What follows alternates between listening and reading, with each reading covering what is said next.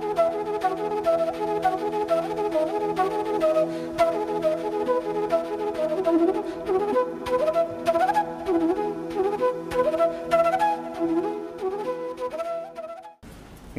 EDUSAT lecture में आप सबका स्वागत है। मित्रों, जैसा कि आप जानते हैं, इस सप्ताह हम लोगों ने चर्चा का विषय रखा है दिल्ली विश्वविद्यालय में दाखिला कैसे लें। लेकिन दाखिला लेने से पहले हम लोग यह जानने की कोशिश करेंगे, जिसको लेकर आजकल विवाद चल रहा है, 4 ईयर अंडर ग्रेजुएट प्रोग्राम। ये 4 ईयर अंडर ग्रेजुएट प्रोग्राम क्या है, इसकी बदलाव की ज़रूरत क्यों पड़ी और इसकी क्या स्ट्रेंथ है, क्या वीकनेस है, बदलाव जो आए हैं उसको लेकर छात्रों में कैसी धारणा है, क्या इस बदले परिवेश में, बदले वातावरण में वो कैसे एडमिशन ले सकते हैं।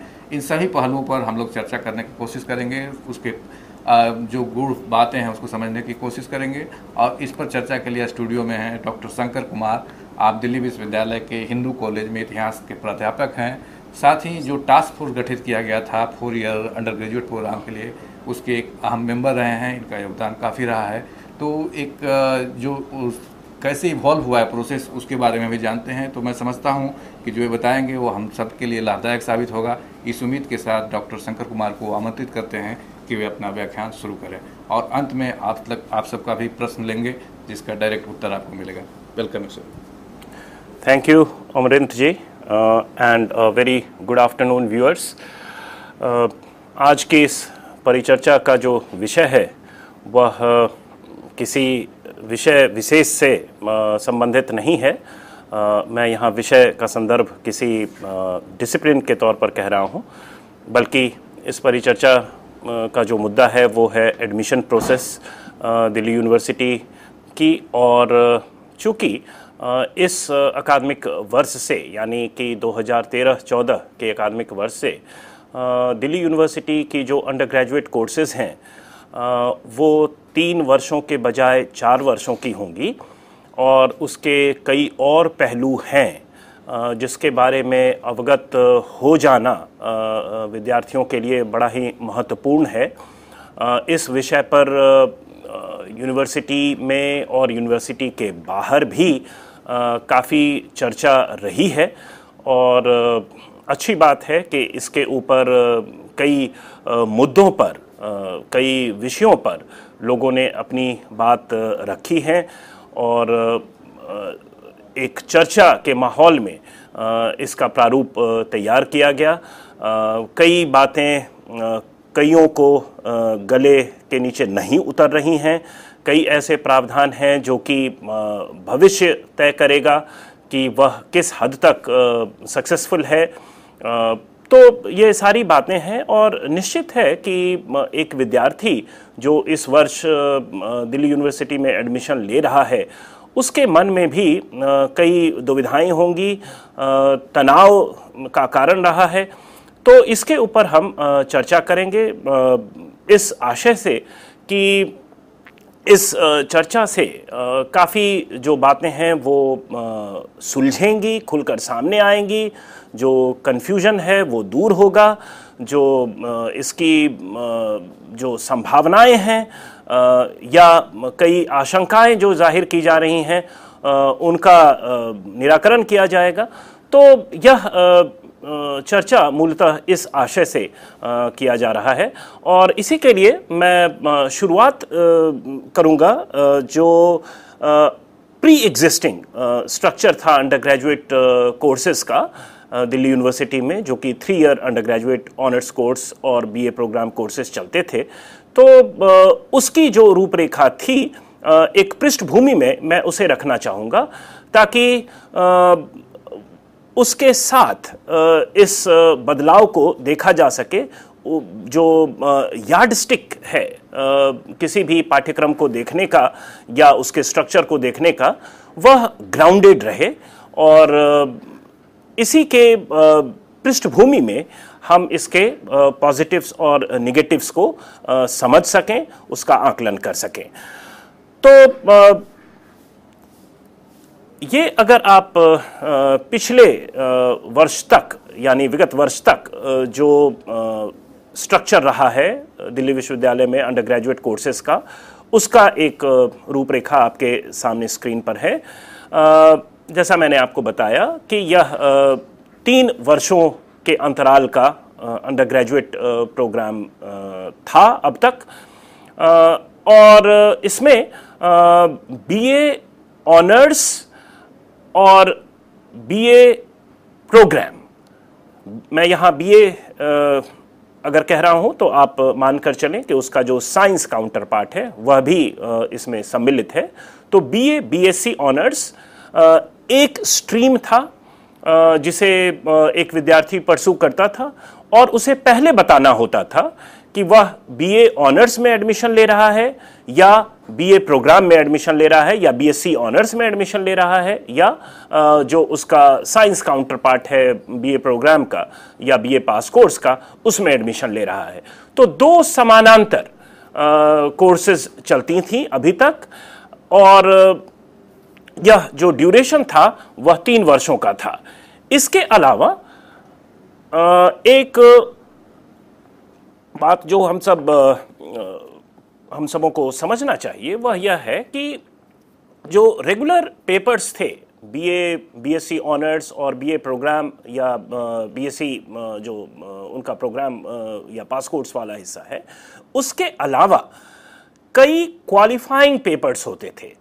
यहाँ क्वालिफाइंग पेपर्स का मतलब है वैसे विषय खास कर लैंग्वेज जैसे विषयों में जहाँ एक विद्यार्थी को अंडर ग्रेजुएट विद्यार्थी को केवल पास करना होता था। तो उसकी जो क्रेडिट्स थी वो उसके पूरे मार्कशीट में रिफ्लेक्ट नहीं होते थे सिवाय इसके कि उसने उस विषय को क्लियर किया है या नहीं किया है। इसके अलावा जो एग्जिस्टिंग 3 ईयर स्ट्रक्चर है उसमें इलेक्टिव कॉन्करेंट पेपर्स भी होते थे जो कि पिछले 8-10 वर्षों में यह बदलाव लाया गया था। और इलेक्टिव कॉन्करेंट पेपर्स मूलतः एक इंटरडिसिप्लिनैरिटी की ओर एक कदम बढ़ाया गया था और काफ़ी लिमिटेड स्केल में काफ़ी लिमिटेड तरीके से इसे इंट्रोड्यूस करने की कोशिश की गई थी। तो ये जो सारी बातें 4 ईयर अंडर ग्रेजुएट कोर्सेज के संदर्भ में की जाती है कि इसमें इंटरडिसिप्लिनैरिटी को बल दिया गया है, तो हमें यह मानकर चलना चाहिए कि एक निरंतरता है, यह एक सडन प्रोसेस नहीं है, बल्कि पहले भी इंटरडिसिप्लिनैरिटी की तरफ इस विश्वविद्यालय के अंडर ग्रेजुएट पाठ्यक्रम में बदलाव लाया गया था, एक्सपेरिमेंट्स किए गए थे और अब ऐसा महसूस किया गया कि इंटरडिसिप्लिनरी जो एक्सपोजर है स्टूडेंट्स का या टीचिंग मेथड्स में उसमें और भी परिवर्तन लाए जाएं और उसे और विस्तार प्रदान किया जाए। तो जैसा अगर आप फिर से स्लाइड देखें जो एग्जिस्टिंग अंडर ग्रेजुएट कोर्सेज की हैं उसमें आप पाएंगे कि यह ड्यूरेशन 3 वर्षों का है। बीए ऑनर्स और BA programme simultaneous parallel courses चल रहे हैं। क्वालिफाइंग पेपर्स का प्रावधान था और इलेक्टिव कॉन्करेंट पेपर्स थे जो कि मूलतः इंटरडिसिप्लिनरी किस्म के हैं।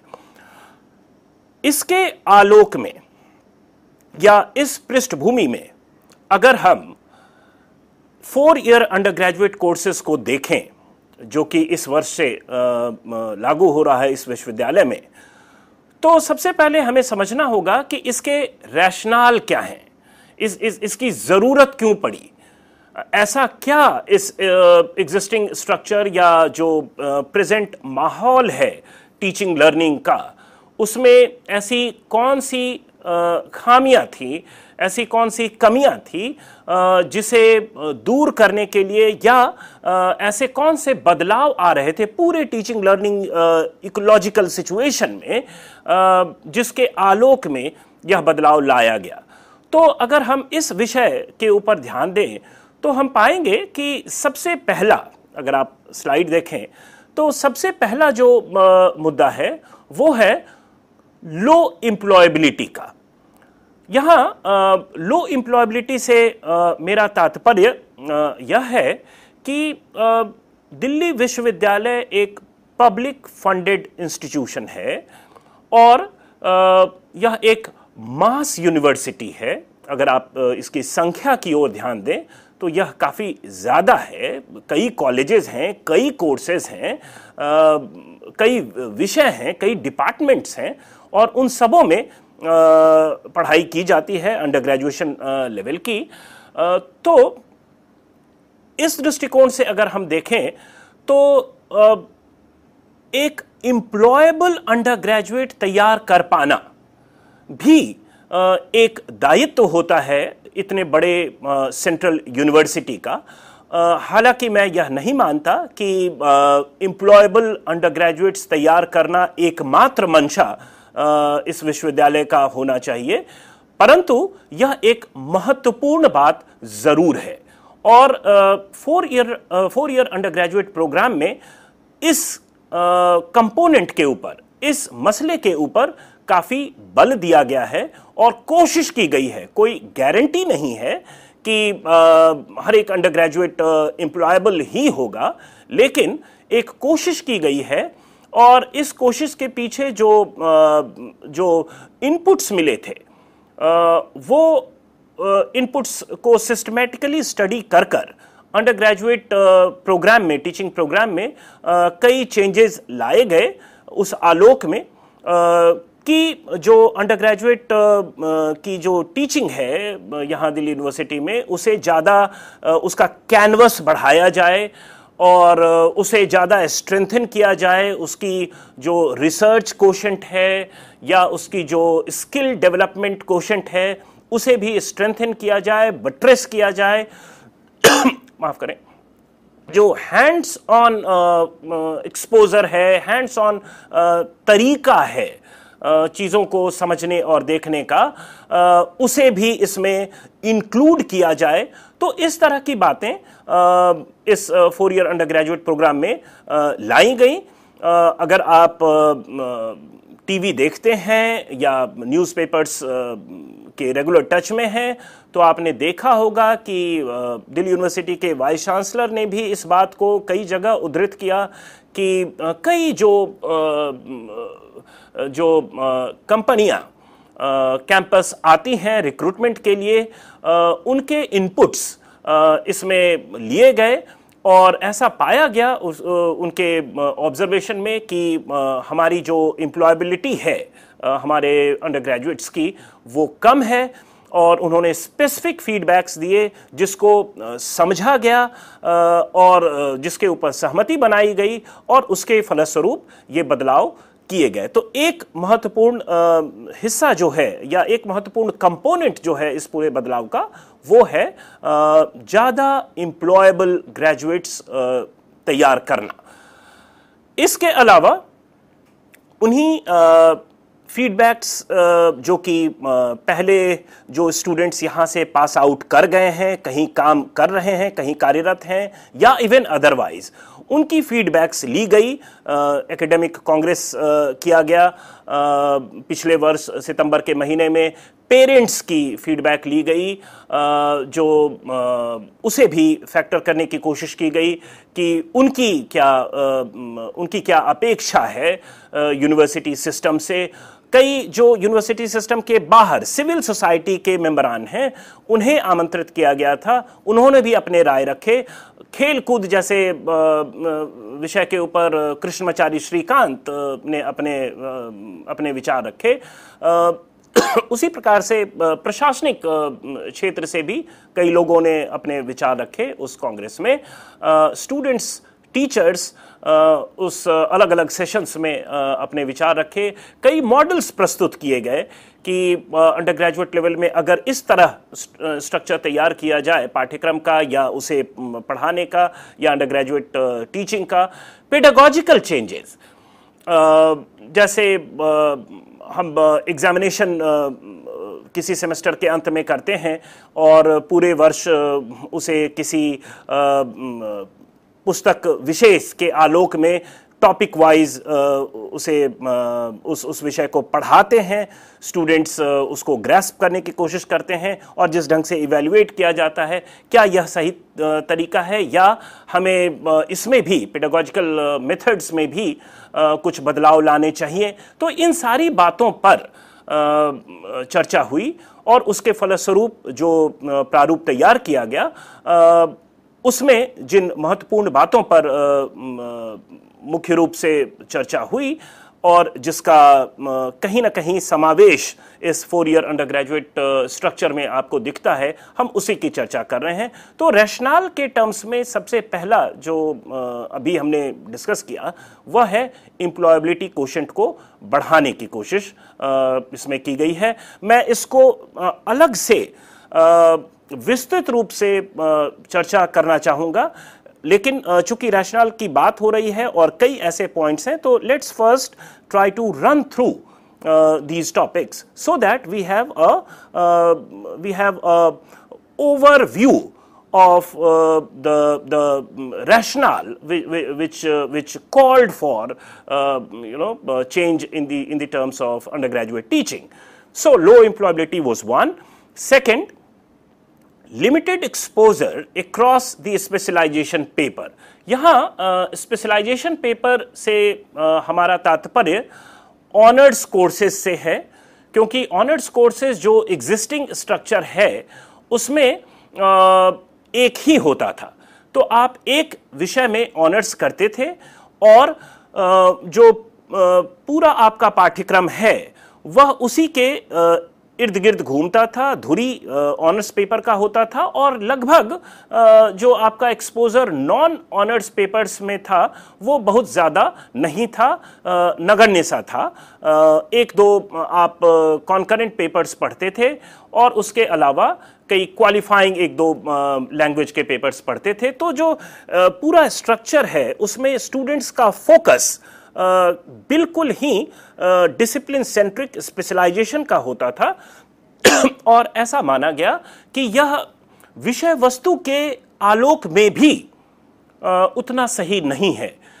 इसके ऊपर मैं बाद में आऊंगा, क्योंकि जो मान लीजिए कि कोई स्टूडेंट इतिहास में ऑनर्स कर रहा है, या वह पॉलिटिकल साइंस में ऑनर्स कर रहा है, या वो मैथमेटिक्स में ऑनर्स कर रहा है, या वह बॉटनी में ऑनर्स कर रहा है, तो आप पाएंगे कि जो नॉलेज का नेचर है वह खुद बदलता जा रहा है।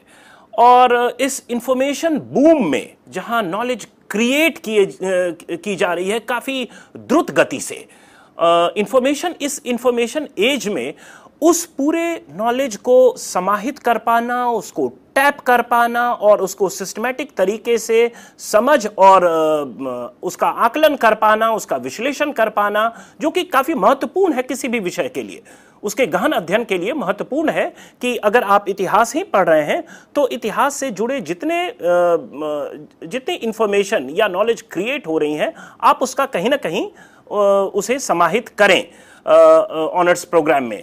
तो ये एक बहुत बड़ा चैलेंज था और यह हमें जानना बड़ा महत्वपूर्ण है कि ये जो नॉलेज क्रिएट हो रहा है वो केवल वर्टिकली मूव नहीं कर रहा है, काफ़ी लैटरल स्प्रेड है। यानी कि केवल गहराई या केवल उसकी जो डेप्थ है उसको एक्सप्लोर कर जो हम नॉलेज को एसिमिलेट कर रहे हैं वह अपने आप में पर्याप्त नहीं है, क्योंकि विषय वस्तु खुद लैटरली भी ग्रो करता है और कई ऐसी बातें होती है जो कि मूलतः दूसरे विषयों से जुड़ी हुई हैं या किसी भी विषय से जुड़ी हुई नहीं है। वो खुद अपने आप में एक अलग किस्म का एक्सपीरियंस है, अलग किस्म की जानकारी है। और कोई भी विषय, चाहे वो इतिहास हो चाहे फिजिक्स हो, वह अगर उसे नजरअंदाज करे यह मानकर कि यह हमसे सीधा तो जुड़ा हुआ नहीं है, तो यह एक गलत तरीका होगा, क्योंकि उसका कहीं ना कहीं पर्टिनेंस उस सब्जेक्ट से है। तो कहने का तात्पर्य यहाँ यह है कि इंटरडिसिप्लिनरी अप्रोच की जरूरत केवल इस बात से नहीं है कि हम जो नज़रिया है वह बदलें ताकि हम नए चीज़ों को समझ पाएं, बल्कि इसलिए भी है कि नई चीज़ें आपके विषय वस्तु को प्रभावित कर रही हैं। और अगर आपका अप्रोच इंटरडिसिप्लिनरी नहीं हो तो आप उससे वंचित रह जाएंगे। जो विषय की गूढ़ता है, विषय विशेष की गूढ़ता है, उससे भी हम वंचित रह पाएंगे, हम उसे टैप नहीं कर पाएंगे। इतिहास जैसे विषय में ही कई ऐसे उदाहरण हैं जो कि जियोलॉजी से रिलेटेड हैं, जो कि इन्वायरमेंट से रिलेटेड हैं, जो कि कल्चरल डेवलपमेंट से रिलेटेड हैं। और अगर हम यह मानकर इसे छोड़ दें कि इसे तो इन्वायरमेंट वाले पढ़ेंगे, इसे तो जियोलॉजिस्ट्स पढ़ेंगे, या इसे तो क्लाइमेटोलॉजिस्ट्स पढ़ेंगे, या यह एक अलग ही विषय है और मेरा इससे क्या लेना देना, तो इससे हमारा इतिहास जैसा विषय ही इम्पॉवरिश्ड होगा। तो जरूरत इस बात की थी कि हम जिस विषय में ऑनर्स कर रहे हैं या जिस विषय में स्पेशलाइज कर रहे हैं उससे बाहर निकलकर नॉलेज के जो एवेन्यूज हैं, नॉलेज के जो पैचेस हैं, उसको भी टैप करें और उसे एसिमिलेट करने की कोशिश करें, उसे अपने विषय में जोड़ने की कोशिश करें।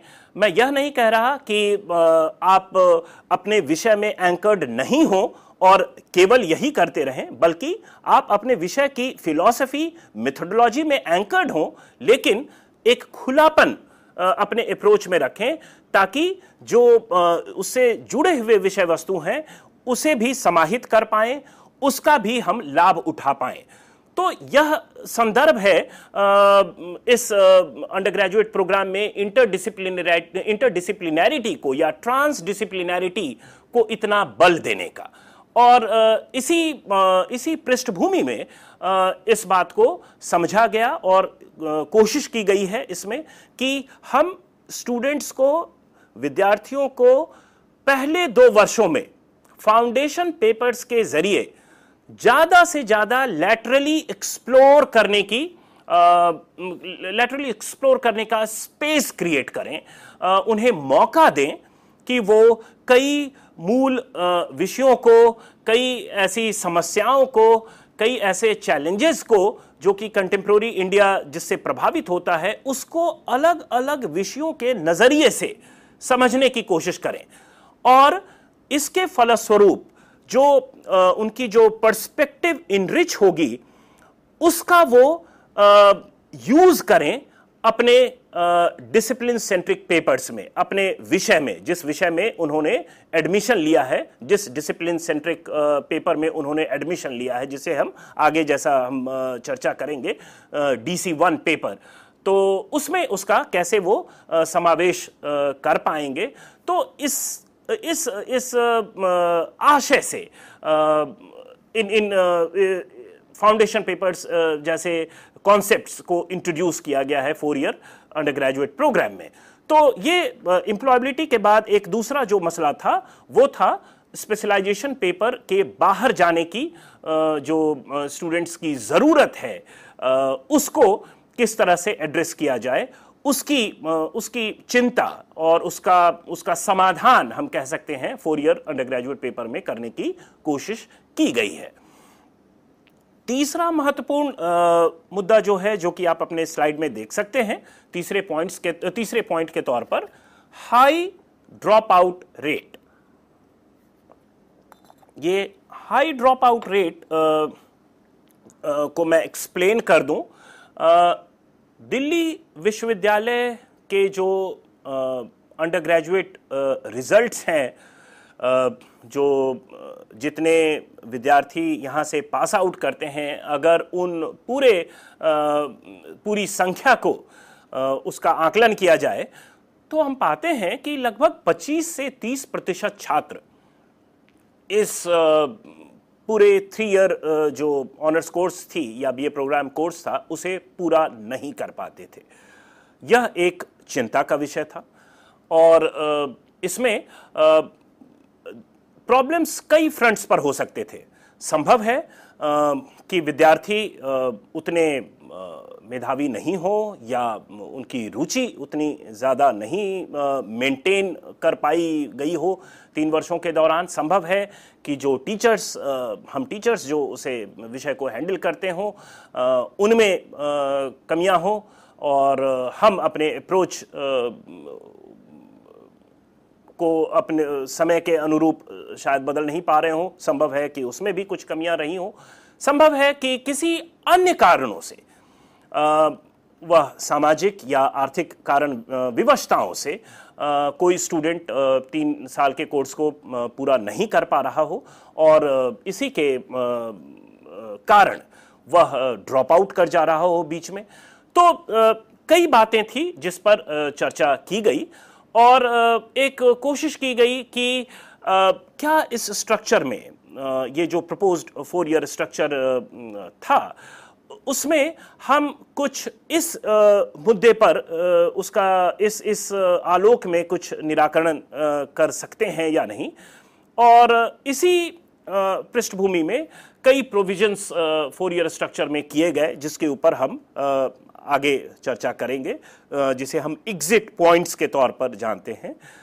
इसके साथ साथ जो 11 फाउंडेशन पेपर्स लगभग कंपलसरी तौर पर इंट्रोड्यूस किए गए, उसमें भी ये जो रुचि वाली बात मैंने पहले की आपसे कि संभव है कि एक छात्र की रुचि हम उसके विषय के विषय वस्तु पर, उसके कंटेंट पर नहीं जागृत कर पा रहे हों किन्हीं भी कारणों से, तो अगर हम यह अलाउ करते हैं छात्रों को कि वो लैटरली एक्सप्लोर करे और जो उसकी एप्टीट्यूड है उससे किसी भी विषय से जो वह कुछ ले पाता है पर्सपेक्टिव के तौर पर या कंटेंट के तौर पर, उसकी लिवरेजिंग करे, उसका वह यूज करे। और इसमें एक जो खामी है 4 ईयर स्ट्रक्चर की वह भी सामने आती है, जिसके ऊपर चर्चा की गई जब इसका प्रारूप तैयार किया जा रहा था। तो पहली कोशिश यह थी कि क्या हम विद्यार्थियों को यह स्वतंत्रता दे सकते हैं शुरू में ही कि वह पहले 1-2 सेमेस्टर्स तक केवल फाउंडेशन पेपर्स करे और उसके बाद वह यह डिसाइड करे कि वह किस विषय में मेजर करना चाह रहा है या किस विषय में वह ऑनर्स करना चाह रहा है। लेकिन प्रशासनिक कारणों से, एग्जामिनेशन रिलेटेड कारणों से, चूंकि कॉलेजेस में एडमिशंस किसी विषय विशेष में होते हैं, तो इन कारणों से यह संभव नहीं था कि यह स्वतंत्रता शुरुआती दौर में ही स्टूडेंट्स को दी जा सकती थी। अतः यह निर्धारित किया गया कि स्टूडेंट DC1 पेपर में एडमिशन लेगा, लेकिन एक जो समानांतर DC2 पेपर्स का प्रावधान है जो कि दूसरे सेमेस्टर या तीसरे सेमेस्टर से शुरू होता है, 6 विषय उसमें रखे गए हैं जो कि DC1 पेपर के अलावा अपने विषय के बाहर जाकर कोई भी छात्र किसी दूसरे विषय में DC2 कर पाएगा। 6 पेपर्स उसको इस 4 ईयर अंडर ग्रेजुएट प्रोग्राम में करना होगा और यह 6 पेपर्स जो हैं वह इसे 2 भागों में भी ब्रेक कर सकता है। उदाहरण के तौर पर अगर आप फिजिक्स में ऑनर्स करना चाहते हैं और DC1 पेपर आपका फिजिक्स का है, तो आपके पास यह स्वतंत्रता होगी कि वह DC2 पेपर के तौर पर आप एक इतिहास का विषय ले लें, दूसरा आप उससे रिलेटेड कोई केमिस्ट्री का या मैथमेटिक्स का विषय ले लें। 3 पेपर आप इतिहास का करते हैं DC2 में, 3 पेपर आप मैथमेटिक्स का करते हैं या केमिस्ट्री का करते हैं या फिलॉसफी का करते हैं या साइकोलॉजी का करते हैं, जो भी आपके कॉलेज में उपलब्ध हो, या आप 6 विषय जो है DC2 का वह एक ही पेपर में करते हैं, इतिहास में ही करते हैं या फिजिक्स में ही करते हैं या केमिस्ट्री में ही करते हैं। तो इस चीज का प्रावधान 4 ईयर अंडर ग्रेजुएट प्रोग्राम में किया गया है। और ये इसके पीछे यह जो बात मैं कह रहा था हाई ड्रॉप आउट रेट के संदर्भ में, कि ये जो आपको अपॉर्चुनिटी मिल रही है पहले 4 सेमेस्टर्स में एक वाइड कैनवस को एक्सप्लोर करने की और अपने एप्टीट्यूड और जो विषय वस्तु है आपके सामने उपलब्ध उसको सिंक्रोनाइज करने की, वो 4 ईयर प्रोग्राम में बेहतर है। कोशिश की गई है कि ऐसा हो पाएगा, किस हद तक यह संभव हो पाएगा यह तो भविष्य ही तय करेगा, लेकिन स्ट्रक्चर या स्ट्रक्चरल प्रोविजन के तौर पर इसकी यहां जगह रखी गई है। और ऐसी आशा की जाती है कि इससे जो ड्रॉप आउट रेट है स्टूडेंट्स का या यूनिवर्सिटी सिस्टम की जो रिटेंशन कैपेसिटी है स्टूडेंट्स को कायम रखने की, वह ज़्यादा प्रबल होगी और ज़्यादा से ज़्यादा स्टूडेंट्स जो कि रजिस्टर करवाते हैं यूनिवर्सिटी सिस्टम में, वह पास आउट कर निकले। वह 3 इयर्स के बाद वह ऑप्शन एक्सरसाइज कर निकले या 4 ईयर के बाद वो 4 ईयर अंडर ग्रेजुएट प्रोग्राम को पूरा कर निकले और ड्रॉप आउट रेट थोड़ा कम हो। तो इसके इस आलोक में भी चर्चा की गई और इसका ध्यान रखा गया है। यह भी एक रैशनल है इस चेंज का, यह भी एक आप कह सकते हैं कारण है जिसके फलस्वरूप 4 ईयर अंडर ग्रेजुएट प्रोग्राम को लाया गया। चौथा मुद्दा जो रैशनल के तौर पर आप अपने स्लाइड पर देख सकते हैं, वह है deficient hands on quotient of the existing curriculum. Deficient hands on quotient से यहां तात्पर्य यह है कि जो एग्जिस्टिंग 3 ईयर स्ट्रक्चर है उसमें किसी भी विषय को किताबों से समझना, उसका किताबों से अध्ययन कर उसके विषय वस्तु को समझ पाना, यह एक तरीका है पूरे नॉलेज एक्विजिशन में या नॉलेज एक्विजिशन करने का। उसके साथ साथ आप रियलाइज करेंगे कि अगर आप उसको करते हैं, अपने हाथों से करते हैं, अपने सेंसरी ऑब्जर्वेशन के माध्यम से उसकी फर्स्ट हैंड फील लेते हैं। मैं यहां उदाहरण देना चाहता हूं कि मान लीजिए आपके पास इमीडिएट चैलेंज है किसी नदी को पार करने का। आपके पास इंफॉर्मेशन है कि इस पुल से या इस गाड़ी से आप बड़ी तेज गति से उसे पार कर पाएंगे, तो वह एक ऑप्शन है। जबकि अगर आप उस नदी में उतरकर खुद तैरकर उस किनारे जाते हैं तो आपको फर्स्ट हैंड एक्सपीरियंस होता है कि इसकी कठिनाइयां क्या हैं। एक नदी को पार कर पाना मानवीय जो एक्सपीरियंस है, मानवीय जो कैपेसिटी है, उसके दृष्टिकोण से क्या है, यह टोटल एक्सपीरियंस क्या है। और अगर हम इसका निराकरण करते हैं किसी थियरी से, किसी दूसरे टेक्नोलॉजिकल माध्यम से, तो उससे कितनी संभावनाएं आगे निकलती हैं और किस प्रकार की कठिनाइयों को वो ओवरपावर कर वह थियरी या वह स्ट्रक्चर हमें उस गंतव्य स्थल तक ले जाता है। तो यहां कहने का तात्पर्य यह है कि first hand experience is absolutely necessary for knowledge acquisition. Otherwise जो स्टूडेंट्स का नजरिया होता है, जिस ढंग से हम पुस्तक पढ़कर या किताबों को पढ़कर या दूसरे तरीके से नॉलेज एक्वायर कर उस चीज को समझ पाते हैं, वह बहुत पूरी किस्म की नहीं होती है। उसमें एक अधूरा सापन का एहसास होता है क्योंकि हमने खुद उसको कभी फर्स्ट हैंड एक्सपीरियंस के आधार पर समझने की कोशिश नहीं की है। चाहे मान लीजिए इतिहास जैसे विषय में हम किसी हेरिटेज स्ट्रक्चर की बात करते हैं, कुतुब मीनार की बात करते हैं, यहाँ चूंकि दिल्ली की बात हो रही है, हम मान लीजिए हुमायूं के मकबरे की बात कर रहे हैं या अशोक स्तंभ की बात कर रहे हैं या लुटिन्स दिल्ली की बात कर रहे हैं, और अगर हमने उस स्ट्रक्चर को देखा नहीं है, उसकी स्थिति क्या है, उसका जो हेरिटेज वैल्यू क्या है, वह दिखता कैसा है, वह किस हालत में आज है, उसकी क्या सार्वजनिक तौर पर उपेक्षा की जा रही है या उसे संरक्षित करने की ज़रूरत है, और अगर ज़रूरत है तो वो क्यों है, वो कैसे किया जा सकता है, उसके लिए कई प्रयासरत एजेंसियां हैं, वो कौन सी हैं, कहां से उनका निराकरण होगा, इन विषयों को भी समझना उतना ही ज़रूरत था।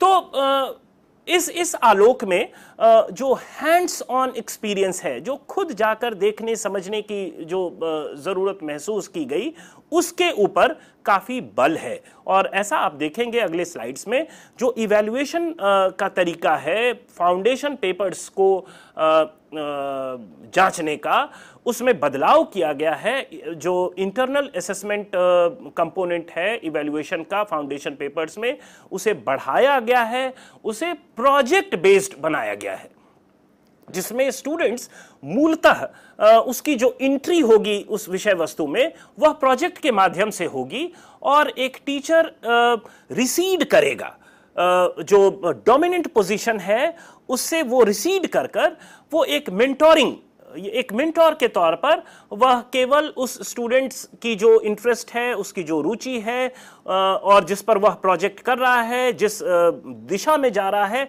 उसमें बहुत ज़्यादा भटकाव नहीं हो, या उसमें जो कुछ थ्योरेटिकल अंडरपिनिंग्स की ज़रूरतें हो, उसको गाइड करने के लिए जो टीचर्स होंगे वो उपलब्ध होंगे।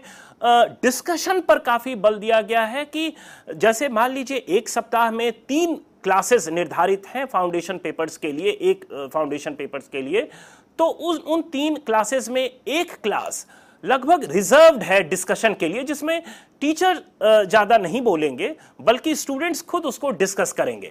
वो उस प्रोजेक्ट के बारे में क्या सोच रहे हैं, क्या उनका एक्सपीरियंस रहा है, कैसे उसे इम्प्रोवाइज किया जा सकता है, उसमें डिफिशियंसीज क्या रही है, उसमें कुछ कमियां रह गई हो तो उसका निराकरण पीयर लर्निंग के आधार पर दूसरे छात्र भी उसमें अपनी बात डाल पाएंगे। टेक्नोलॉजी का समावेश किया गया है। टेक्नोलॉजी के माध्यम से दूसरे कॉलेजेस में भी अगर उससे रिलेटेड कुछ प्रोजेक्ट हो रहा है और उसमें कुछ बातें सामने आई हो, कुछ इंटरेस्टिंग बातें, कुछ महत्वपूर्ण बातें, तो उसका समावेश भी इन सभी चीज़ों में किया जा सके। इंटरैक्शन के एम्बिट को बढ़ाने की कोशिश इसमें की गई है। तो एक दूसरे नज़रिए से पूरा टीचिंग लर्निंग प्रोसेस और इवैल्यूएशन को देखने की कोशिश की गई है, जिसमें hands on experience, direct observation, direct understanding किसी विषय वस्तु की किताबों से परे करने की कोशिश की गई है। और उसके बाद उसके समानांतर जो उसका थ्योरेटिकल अंडरपिनिंग है वह तो होगा ही, उसके अलावा DC1, DC2 पेपर्स के माध्यम से जो थ्योरेटिकल इनरिचमेंट है वह तो होती ही रहेगी। तो एक जो प्रैक्टिकल कंपोनेंट है किसी डिसिप्लिन का, उसे एम्प्लीफाई करने की कोशिश की गई है, उसे उद्धृत करने की कोशिश की गई है, और उसकी लिवरेजिंग एक स्टूडेंट या एक टीचर अपने विषय को भी समझने में कर सकता है। तो it can be a tremendously और you can say it can be a very good tool और very good avenue for enriching teachers understanding of the subject also, क्योंकि अलग अलग विषयों के विद्यार्थी होंगे, किसी एक विषय पर वो अपना प्रोजेक्ट कर रहे होंगे, तो जो नज़रिया है, जो पर्सपेक्टिवल रिचनेस है, उसका लाभ केवल स्टूडेंट्स को नहीं बल्कि टीचर्स को भी इससे हो सकेगा। तो यह एक कोशिश की गई है हैंड्स ऑन कोशेंट को एम्प्लीफाई कर कर इस स्ट्रक्चर में। पांचवा जो विषय है रैशनल के तौर पर इस बदलाव का, वह है unrecognised extracurricular activities of the students and the teachers. इसका सीधा तात्पर्य जो existing 3 year undergraduate programme है उसमें जो एक कमी थी और स्टूडेंट्स इसके बारे में कहते थे, आपने देखा होगा मीडिया में भी एनसीसी, स्पोर्ट्स या एनएसएस जैसे चीज़ों के ऊपर काफ़ी चर्चा हो रही थी। कई कैंपेन्स चलाए गए थे सिविल सोसाइटी के द्वारा, जिसमें यह कहा गया था कि खेल कूद की उपेक्षा क्यों की जा रही है करिकुलम में, और इसका कोई वेटेज नहीं हो रहा है, इसका कोई वेटेज नहीं दिया जाता इवैल्यूएशन में, एग्जामिनेशन में। और कहीं ना कहीं ऐसा जैसे कई किंवदंतियाँ थी, लोकोक्तियाँ थी कि पढ़ोगे लिखोगे होगे जनाब और खेलोगे कूदोगे तो होगे खराब जैसी बातें। तो इससे ऊपर उठकर खेल कूद, एनसीसी, एनएसएस या अन्य जो सांस्कृतिक गतिविधियां हैं, क्रियाकलाप हैं, जिसमें एक स्टूडेंट्स हमेशा भाग लेता था, लेकिन उसका कहीं रिकग्निशन उसके ना मार्कशीट पर होता था, ना डिग्री पर होता था। तो यहाँ 4 ईयर अंडर ग्रेजुएट प्रोग्राम में कोशिश की गई है कि उसे भी रिकग्नाइज किया जाए, उसे भी माना जाए।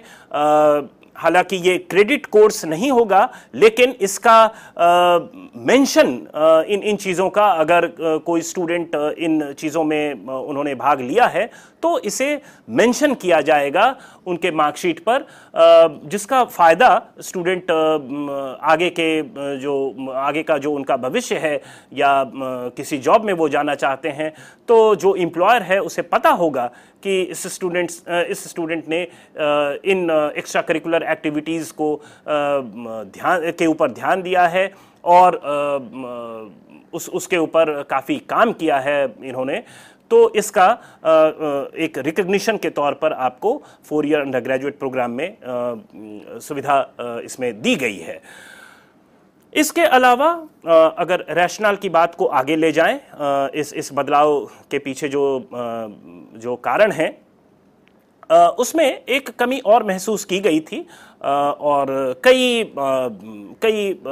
दिशाओं से यह बात की जा रही थी कि जो पेडागॉजिकल मेथड्स हैं, जो पढ़ाने और समझने का जो तरीका है, it could be classroom teaching, chalk duster method of teaching, book reading, और जो आप ट्यूटोरियल्स के थ्रू चीज़ों को समझते हैं। तो ये सारे जो तरीके थे समझने का, उसमें जो इंफॉर्मेशन टेक्नोलॉजी और इंफॉर्मेशन एंड कम्युनिकेशन टेक्नोलॉजी में जो बदलाव आया है, और ख़ास कर एक भारतीय होने के कारण इस बात के ऊपर हमें और ध्यान देना चाहिए, क्योंकि हम इसे अपना बल मानते हैं, क्योंकि इंफॉर्मेशन और कम्युनिकेशन रिलेटेड टेक्नोलॉजीज़ में पिछले 20 वर्षों में हम भारतीयों ने काफ़ी प्रगति की है और विश्व भी इसका कहीं ना कहीं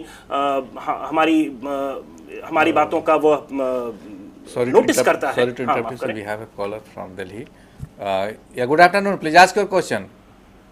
Yes, sir. जी, सवाल पूछिए। I want to ask you question that the course ये जो 4 साल का जो कोर्स हुआ है, तो सर ये हर एक दिल्ली यूनिवर्सिटी के हर एक कॉलेज में हुआ है? सर दिल्ली विश्वविद्यालय के हर कॉलेज में हुआ है या निश्चित तौर पर सारे कॉलेज में? हाँ, ये चूंकि मैं 4 ईयर अंडर ग्रेजुएट प्रोग्राम की बात कर रहा हूँ, तो ये हर एक कॉलेज में ये इसी पैटर्न पर, और दिल्ली यूनिवर्सिटी का जो पाठ्यक्रम का बदलाव है वो यूनिफॉर्मली हर एक कॉलेज में यह बदलाव आएगा। लेकिन इसका तात्पर्य यह नहीं है कि जो एग्जिस्टिंग जो कोर्सेज हैं, जैसे अगर आपने एडमिशन पिछले वर्ष लिया है और आप अब ऑनर्स या बीए प्रोग्राम के 2nd ईयर में हैं, तो आप वहीं से कंटिन्यू, वो पुराने स्ट्रक्चर में आप कंटिन्यू करते रहेंगे। जो स्टूडेंट्स इस वर्ष जुलाई में एडमिशन लेंगे, ये उनके लिए है। तो ये स्टूडेंट्स जो इस साल आएंगे वो 4 ईयर अंडर ग्रेजुएट प्रोग्राम के तहत पढ़ाई करेंगे। और जो 3rd ईयर में है, क्या उस पर क्या लागू है? उसको 1 साल और करना पड़ेगा या वो एग्जाम? नहीं, जो 3rd ईयर में है वो डिग्री लेकर पुराने पैटर्न के हिसाब से वो निकल जाएंगे। तो जो ये आप मानिए कि इसकी शुरुआत इस वर्ष से हो रही है।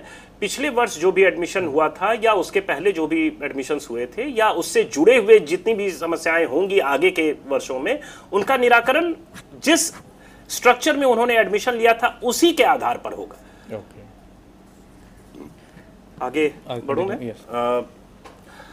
हाँ, तो हम लोग बात कर रहे थे कि इंफॉर्मेशन एंड कम्युनिकेशन टेक्नोलॉजी में जो विस्तार आया है, जो हमने प्रगति की है, और इसके माध्यम से जो इंफॉर्मेशन या नॉलेज की लिवरेजिंग हम कर सकते हैं इस टेक्नोलॉजी के माध्यम से, उसका समावेश 4 ईयर अंडर ग्रेजुएट प्रोग्राम में करने की विशेष कोशिश की गई है।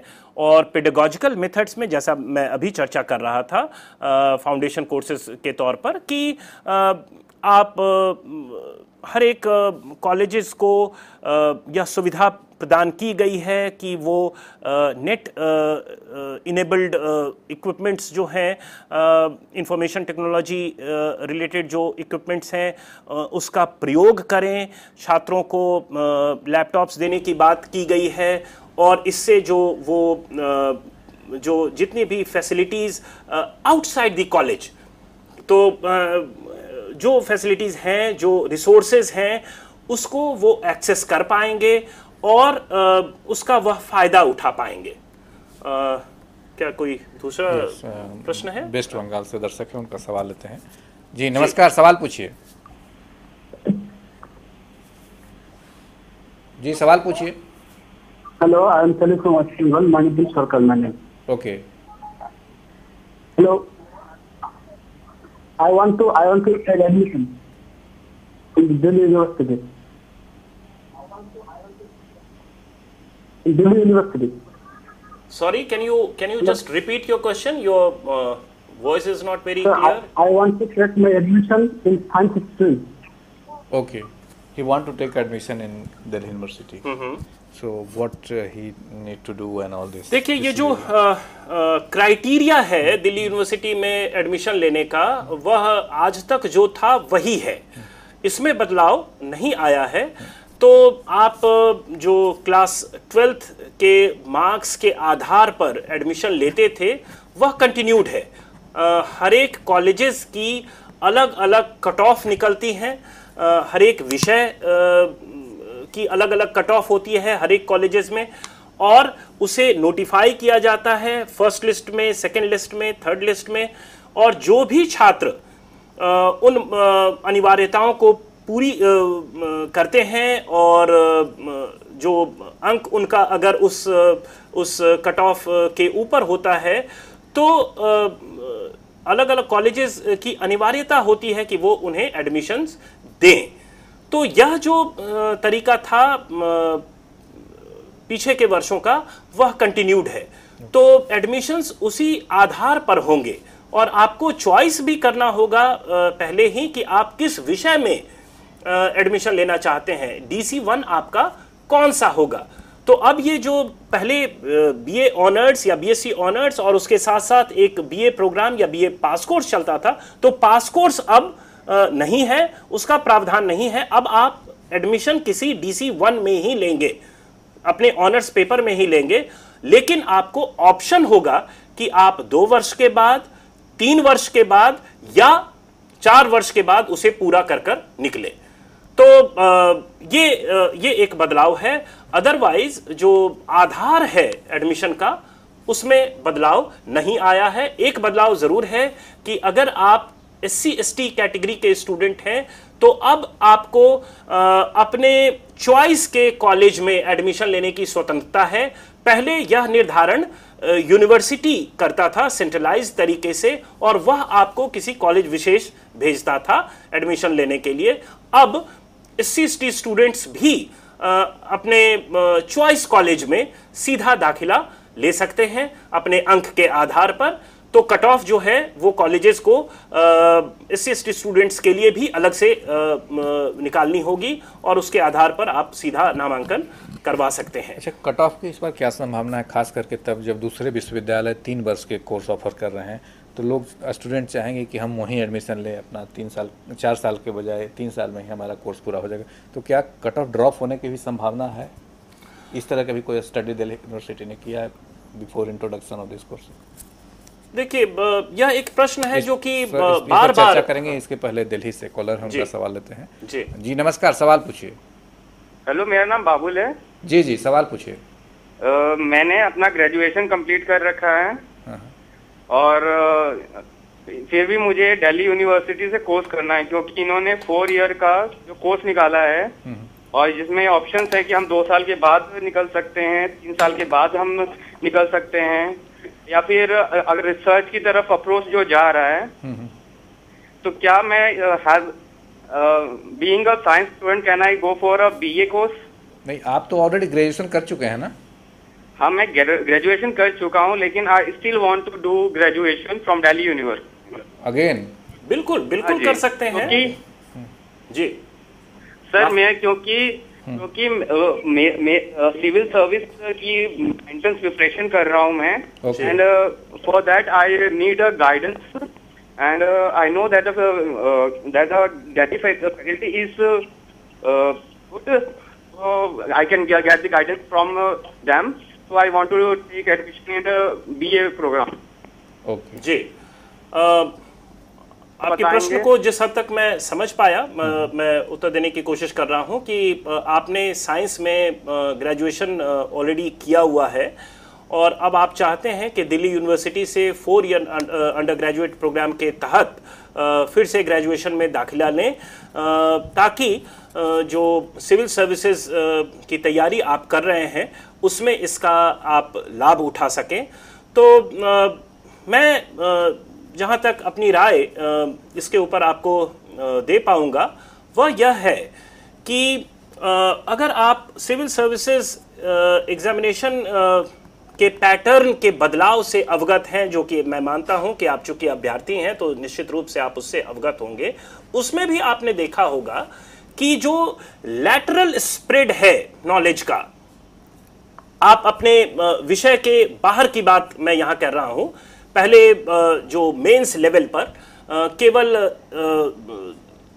एक विषय में अब आपको एग्जाम देने होते हैं, पहले ये 2 विषय हुआ करते थे और जो जनरल स्टडीज कंपोनेंट है वो लिमिटेड होता था। अब जनरल स्टडीज कंपोनेंट चाहे प्रीलिम्स हो चाहे मेंस हो, इस दोनों में ज्यादा है। तो ये जो फाउंडेशन पेपर्स का स्प्रेड है 4 ईयर अंडर ग्रेजुएट प्रोग्राम में, वह भी लैटरली स्प्रेड करता है। तो हमें लगता है कि इसका लिवरेजिंग आप कर सकते हैं, खास कर अगर बिल्कुल स्पेसिफिकली आप एग्जाम पॉइंट ऑफ व्यू से करना चाहते हैं तो आप बिल्कुल इसमें आएं और 2 ईयर के बाद डिप्लोमा लेकर एग्जिट कर सकते हैं, क्योंकि आपकी मंशा 4 ईयर करने की नहीं है बल्कि सिविल सर्विसेज एग्जाम में इसको यूटिलाइज करने की है। तो चॉइस निश्चित रूप से आपकी ज्यादा है। हरियाणा से दर्शक हैं, उनका सवाल लेते हैं। नमस्कार, सवाल पूछिए। नमस्कार जी, साहब मैं कुरुक्षेत्र हरियाणा से बोल रहा हूँ। जी जी, मेरे बच्चे ने साहब ये सिक्किम से है, वो बीए किया था और अब वो कुरुक्षेत्र यूनिवर्सिटी में एमए कर रहा है सोशल वर्कर से भी। ओके। और 1 साल बच्चे को पढ़ते हो गया, अब उसको बार बार परेशान कर रहे हैं जी, पता नहीं क्या वजह है, क्यों रोकते हैं बच्चे को, एक्चुअली ला के दीजिए, नहीं आपका नाम काट दिया जाएगा। बच्चा रेगुलर स्टूडेंट पढ़ रहा है जी वहाँ पे। ये तो जी, मैं अगर आप मुझे समझा पाएं इनका प्रश्न क्या था। इनका प्रश्न ऑलरेडी ग्रेजुएशन कर चुके हैं, इससे दाखिला से संबंधित नहीं है, इनका एडमिनिस्ट्रेटिव कुछ प्रॉब्लम है यूनिवर्सिटी से। तो निश्चित तौर पे आप एडमिनिस्ट्रेटिव प्रशासक वहाँ जो हैं उनसे आप संपर्क करें और अपने समस्या को रखें तो वो निदान आपको बताएंगे। ये दिल्ली यूनिवर्सिटी से नहीं जुड़ा, किसी और यूनिवर्सिटी से। जी, तो अगर आप अनुमति दें तो मैं आगे बढ़ूं। कट ऑफ परसेंटेज पे जा रहा था कि क्या वो लोअर जाएगा? जी, आपका प्रश्न था कि कट ऑफ परसेंटेज लोअर जाएगा या उसकी संभावना है या नहीं। देखिए, कट ऑफ परसेंटेज जिस तरीके से निर्धारित किया जाता है उसका एक महत्वपूर्ण आधार होता है कि रिजल्ट्स कैसे आए हैं। और अगर CBSE क्लास 12 रिजल्ट्स को हम मानक माने और उसके आधार पर चीज़ों को समझने की कोशिश करें तो हमें लगता है कि कट ऑफ कम नहीं हुई है। और इन जनरल जो परसेंटेज है स्कोरिंग का वो ऊपर ही गया है, रिजल्ट्स बेहतर हुए हैं, तो कट ऑफ परसेंटेज नीचे आने की बात नहीं है। दूसरी बात कि BA प्रोग्राम और BA ऑनर्स की सीट्स जो थी कॉलेजेस में वो रीअप्रोप्रिएट जरूर हुई हैं, लेकिन टोटल नंबर ऑफ सीट्स जो है वो कांस्टेंट है। तो मुझे नहीं लगता कि इस आधार पर कट ऑफ कम जाएंगे। दिल्ली से दर्शक हैं, उनका सवाल लेते हैं। नमस्कार, सवाल पूछिए। हाँ जी सर। जी, सवाल। Can you tell me the scope of BSc applied science in future? Applied science in future, BSc applied science का फ्यूचर में क्या स्कोप है सर, अगर जो हम इसको लेना चाहें तो? अप्लाइड साइंस में क्या फ्यूचर है? हाँ जी सर। जी, देखिए, ये जो 4 ईयर अंडर ग्रेजुएट प्रोग्राम है उसमें एक कंपोनेंट है जो कि प्रेजेंटेशन में मैंने आगे शेड्यूल किया हुआ है, उसको हो सकता है कि कल के प्रेजेंटेशन में चूंकि ये कंटिन्यूड रहेगा तो इसके ऊपर डिस्कशन कर पाए। वैसे मैं यह कह दूं कि ये जो 4 ईयर स्ट्रक्चर है उसमें एक स्ट्रीम है DC1 पेपर्स का, दूसरा है DC2 पेपर्स का, जो कि 6 पेपर्स आपको करना है। इसके अलावा एप्लीकेशन पेपर्स या अप्लाइड पेपर्स हैं, applied courses, AC applied courses हैं, जिसकी संख्या 5 है और उसमें एक पूर्व निर्धारित है लैंग्वेज और लिटरेचर के ऊपर, तो इफेक्टिवली 4 अप्लाइड पेपर्स हैं। ये जो अप्लाइड कोर्सेज हैं 4, जो हर एक स्टूडेंट को करना है अनिवार्य रूप से, वह उसकी स्वतंत्रता विद्यार्थियों को होगी कि वह किसी भी विषय में अप्लाइड कोर्स कर सके। तो अगर आप फिजिक्स के स्टूडेंट हैं तो अप्लाइड कोर्स आप हिस्ट्री में भी कर सकते हैं और केमिस्ट्री में भी कर सकते हैं, या आप अपने विषय में भी कर सकते हैं। तो आपके विषय का जो एप्लीकेशन का डायमेंशन है, आपके विषय का जो एप्लीकेशन पार्ट है, वह रिफ्लेक्ट होगा अप्लाइड पेपर्स में, और उसको करने के फलस्वरूप आपकी जो जॉब रेडीनेस है, जो अप्लाइड एस्पेक्ट है आपके डिसिप्लिन का, आपके विषय का, वह निश्चित रूप से होगा, वह बेहतर होगा। बिहार से दर्शक हैं, उनका सवाल लेते हैं। जी नमस्कार, सवाल पूछिए। सर जी सवाल पूछिए। सर हमको यूपीएससी तैयारी करना है सर। सर हम साइंस लिए हैं, सबसे अच्छा क्या रहेगा सर मेरे लिए? सर किस चीज की तैयारी? यूपीएससी के सर लेवल की तैयारी करना है। ओके, यूपीएससी की तैयारी करना है तो क्या इनके लिए बेहतर रहेगा? तो सर यूपीएससी से रिलेटेड प्रश्न पहले भी आया था, जिसका उत्तर मैंने दिया था, और उसी को थोड़ा मैं दोहरा दूं या क्लैरिफाई कर दूं कि ऐसा कोई सीधा संबंध तो नहीं है, लेकिन चूंकि यूपीएससी एग्जामिनेशन पैटर्न में भी कुछ हाल फिलहाल बदलाव आए हैं, और उन बदलावों को आप अगर देखें तो उसमें भी अपने विषय जो मेन सब्जेक्ट आपका होता है, उससे बाहर निकलकर जो जनरल अवेयरनेस है, जनरल स्टडीज़ है, उनके ऊपर काफ़ी ज़्यादा बल दिया गया है। अब आप जो प्रीलिम्स लेवल है उसमें किसी विषय विशेष में क्वालिफाई नहीं करते, बल्कि जनरल अवेयरनेस की पेपर्स में क्वालिफाई करते हैं, और उसके बाद मेंस स्टेज पर भी, दूसरे चरण में भी आप किसी एक विषय में स्पेशलाइज करते हैं, और बाकी जितने भी पेपर्स होते हैं वो that is an assortment of several disciplines, और वो बड़े जनरल किस्म के पेपर्स होते हैं और क्वेश्चंस होते हैं। तो ये जो 4 ईयर अंडर ग्रेजुएट प्रोग्राम में फाउंडेशन पेपर्स की फिलॉसफी है, which is an added dimension in the undergraduate teaching, उसमें 11 विषयों पर आपको अनिवार्य रूप से जानकारी हासिल करनी है। तो इसका आप फायदा उठा सकते हैं सिविल सर्विसेज की तैयारी में भी, अगर मैं इसे अपने ढंग से समझा पाया आपको तो। हरियाणा से दर्शक हैं, उनका सवाल लेते हैं। नमस्कार, सवाल पूछिए। जी सिविल सर्विस के बारे में। किसके बारे में? सिविल सर्विसेज के बारे में। सिविल सर्विसेज के बारे में मैं दर्शकों को बताना चाहूँगा कि आज जो कार्यक्रम है, ये दिल्ली विश्वविद्यालय में ग्रेजुएट कोर्स में कैसे दाखिला लिया जाए उसको लेकर है। ये तो इससे संबंधित जो प्रश्न है आप पूछ सकते हैं। और जहाँ तक सिविल सर्विसेज की बात है, पहले हम लोगों ने इस पर दो कार्यक्रम किए हैं। वो कार्यक्रम आप यूट्यूब पर CEC के वेबसाइट पर देख सकते हैं। तो और आगे भी करवाएंगे तो आप उसको भी देख सकते हैं, और तब आप इससे संबंधित प्रश्न पूछ सकते हैं। जी सर। जी, तो हम लोग वापस अपनी बात जो कर रहे थे, limited use of ICT in teaching learning, उसके ऊपर, और उसके पश्चात जो दूसरा मुद्दा है रैशनल, इस बदलाव का जो कारण है, उसकी समीक्षा करें। तो next point, as you can see it on your slide, students deficiency in articulation. यह भी देखा गया कई फीडबैक्स के नज़रिए से कि दिल्ली यूनिवर्सिटी के जो अंडर ग्रेजुएट्स हैं, उनमें जो एक्सप्रेस करने की कैपेसिटी है वो थोड़ी कम है, चाहे वो हिंदी में हो चाहे अंग्रेजी में हो। और इसी के फलस्वरूप जो आप फाउंडेशन पेपर्स देखेंगे, उसमें कई फाउंडेशन पेपर्स लैंग्वेज लिटरेचर से जुड़े हैं, तो इस पर ज़्यादा बल दिया गया है कि लैंग्वेज लिटरेचर की जानकारी, चाहे आप फिजिक्स के हो चाहे केमिस्ट्री के हो, केवल साहित्य के होने की अनिवार्यता उसमें नहीं है।